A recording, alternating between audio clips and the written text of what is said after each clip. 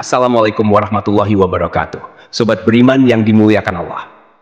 Alangkah lebih baik jika sahabat sekalian bantu support channel ini dengan cara like, komen, dan subscribe. Semoga kita selalu dalam keadaan sehat walafiat, dilapangkan rezeki, juga dimudahkan segala urusannya. Amin ya Robbal Alamin.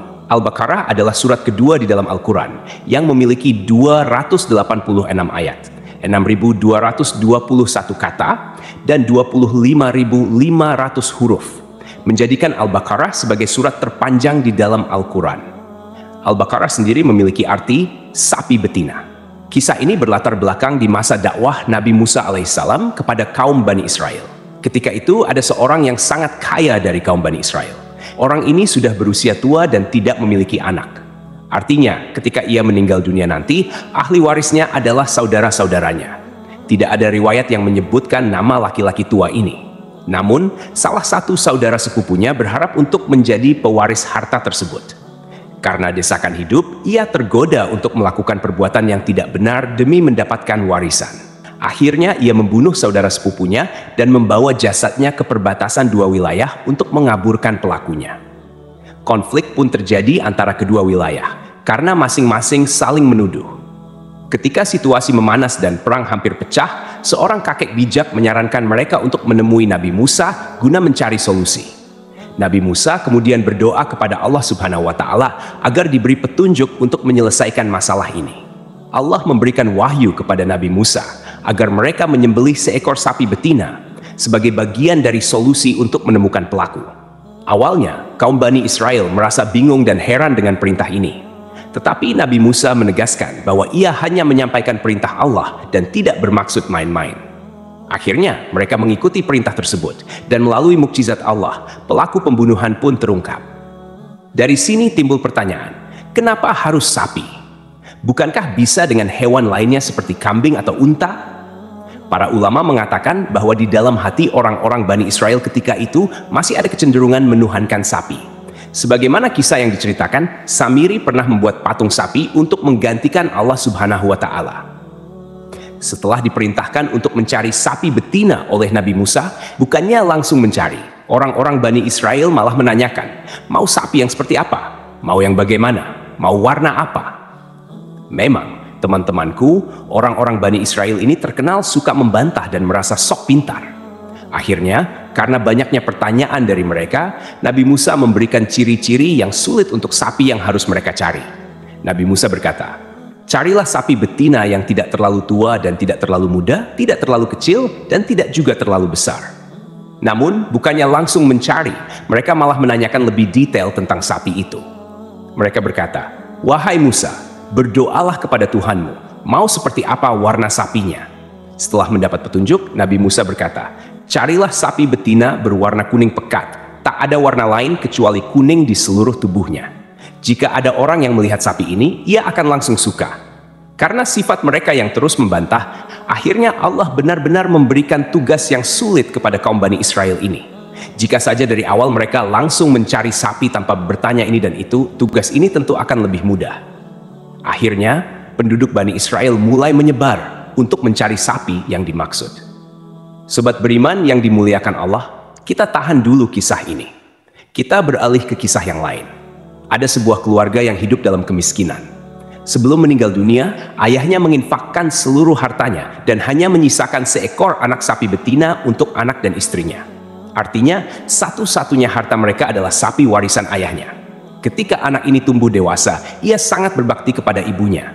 Setiap hari, anak ini pergi ke hutan untuk mencari kayu bakar, membawanya ke pasar, lalu menjualnya. Hasilnya ia belikan makanan untuk dirinya dan ibunya di rumah. Ia terus melakukan ini demi menyambung hidup. Suatu hari, ibunya berkata, sesungguhnya ayahmu dulu telah mewariskan seekor anak sapi betina untukmu. Ia meninggalkannya di dalam hutan. Pergilah, ambil hakmu atas sapi itu. Akhirnya, pemuda ini memutuskan pergi ke hutan. Di sana, ia menemukan sapi warisan ayahnya, lalu membawanya pulang ke rumah. Sesampainya di rumah, ibunya berkata, engkau adalah orang fakir dan tidak memiliki harta. Engkau kerepotan mencari kayu bakar di siang hari dan melakukan qiyamul lail di malam hari. Oleh karena itu, pergilah jual sapi ini di pasar dengan harga 3 dinar. Pemuda ini pun membawa sapi ke pasar untuk dijual. Ketika sedang menunggu pembeli, tiba-tiba datang seorang laki-laki. Di sini Allah sedang menguji hambanya yang saleh ini. Apakah ia amanah dalam menjalankan tugas dari ibunya? Allah mengutus seorang malaikat yang menyamar menjadi manusia. Laki-laki itu berkata kepada pemuda penjual sapi, "Wahai anak muda, engkau jual sapi ini berapa?" Pemuda itu menjawab, "Aku menjualnya dengan harga 3 dinar, dengan catatan ibuku meridhoinya." Lantas laki-laki itu berkata lagi, "Aku beli sapi ini dengan harga 6 dinar, tapi engkau tak perlu meminta persetujuan kepada ibumu. Kau ambil saja 3 dinar secara diam-diam, dan 3 dinar sisanya kau berikan kepada ibumu." Pemuda itu berkata, "Seandainya engkau memberikan emas sebesar sapi ini pun, aku tidak akan memberikannya kecuali dengan ridho ibuku." Kemudian pemuda ini pulang dan menceritakan kepada ibunya tentang harganya. Lalu sang ibu berkata, "Kembalilah ke pasar, jualah dengan harga 6 dinar berdasarkan ridho dariku." Pemuda itu pun kembali ke pasar, menemui malaikat yang menyamar sebagai pembeli tadi, dan berkata, "Ibuku menyuruhku menjual sapi ini dengan harga 6 dinar, tidak kurang dan tidak lebih." Tuan laki-laki itu berkata, "Saya akan membeli sapi ini dengan harga 12 dinar. Kau bisa ambil 6 dinar untukmu, dan 6 dinar sisanya kau berikan kepada ibumu tanpa perlu ibumu tahu harga sesungguhnya." Namun, pemuda ini tetap menolak tawaran tersebut. Ia pulang menemui ibunya dan menceritakan hal ini. Lalu ibunya berkata, "Sungguh, orang yang mendatangimu itu adalah malaikat dalam bentuk manusia yang diutus Allah Subhanahu wa Ta'ala untuk mengujimu. Jika ia datang lagi, katakan padanya, 'Apakah engkau memerintahkan kami untuk menjual sapi ini atau tidak?'" Pemuda itu pun berangkat lagi ke pasar. Ia bertemu lagi dengan malaikat yang menyamar tersebut dan menyampaikan pesan ibunya. Laki-laki itu berkata, "Jangan jual sapi ini sampai datang suatu hari nanti. Akan ada orang yang membelinya atas perintah dari Nabi Musa. Juallah sapi ini dengan harga emas seberat bobot sapi ini." Pemuda itu pun pulang dan memutuskan untuk tidak menjual sapi tersebut di pasar. Pada suatu hari, orang-orang dari Bani Israel datang hendak membeli sapi itu atas perintah Nabi Musa alaihissalam. Pemuda itu berkata, "Silakan Tuan, aku menjual sapi betina warisan ayahku ini dengan harga emas seberat bobot sapi ini." Artinya, jika bobot sapi itu 1 ton, maka harganya juga emas seberat 1 ton. Orang-orang dari kaum Bani Israel pun terkejut mendengar harga tersebut. Akhirnya, mereka patungan untuk mengumpulkan emas sebesar itu. Sapi betina tersebut pun dibeli dengan harga sesuai bobotnya. Teman-temanku seiman, sapi itu kemudian dibawa kepada Nabi Allah Musa alaihissalam. Sapi tersebut disembelih, lalu Nabi Musa mengambil bagian paha kaki sapi itu dan memukulkannya ke jasad Syam atas izin Allah Subhanahu wa Ta'ala. Jasad yang sudah meninggal ini tiba-tiba bangkit dari kematiannya. Nabi Musa pun berkata kepadanya, "Wahai Syam, siapa di antara mereka yang membunuhmu?" Lalu dengan isyarat tangan, jasad Syam menunjuk kepada saudaranya, Uhaiha. Setelah itu, Syam kembali meninggal dunia. Akhirnya, diketahuilah siapa yang membunuh Syam. Uhaiha langsung ditangkap dan diberi hukuman atas perbuatannya.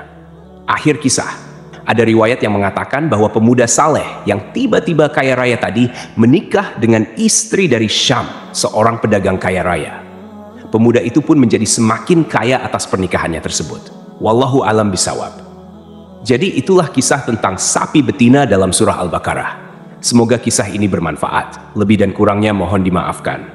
Yang benar datangnya dari Allah Subhanahu wa Ta'ala. Sedangkan khilaf atau keliru datangnya dari saya pribadi sebagai manusia biasa. Sampai jumpa di kisah-kisah seru dan penuh makna selanjutnya. Saya akhiri. Wassalamualaikum warahmatullahi wabarakatuh.